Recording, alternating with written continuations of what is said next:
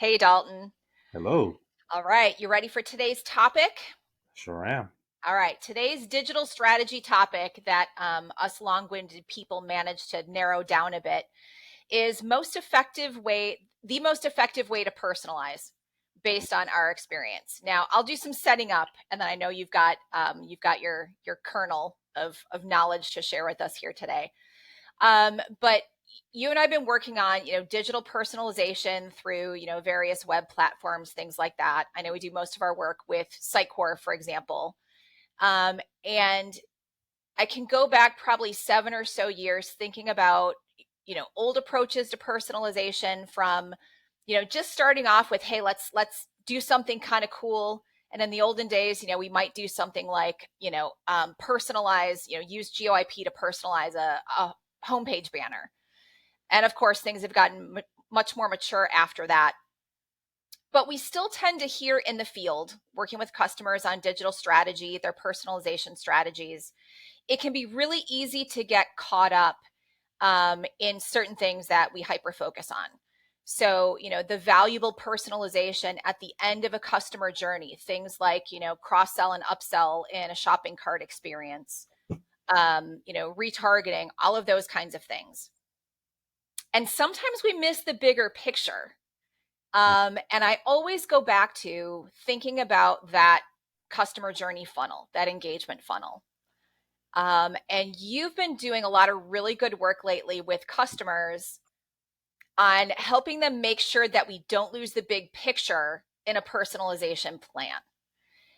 So can you kind of share, we're going to share this in a simplified form and then, give it a little bit more time in a future conversation.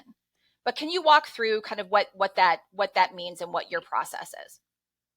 So typically, my process usually begins with, with a session where we really get to understand that customer journey, right?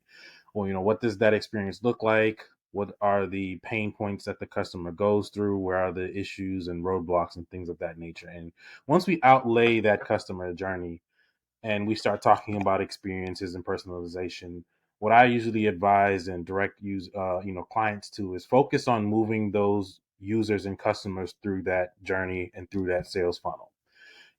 There's plenty of opportunity to change a hero image, change a wording and things of that nature, but everything that you do should be focused on moving that user from one step in the journey to the next.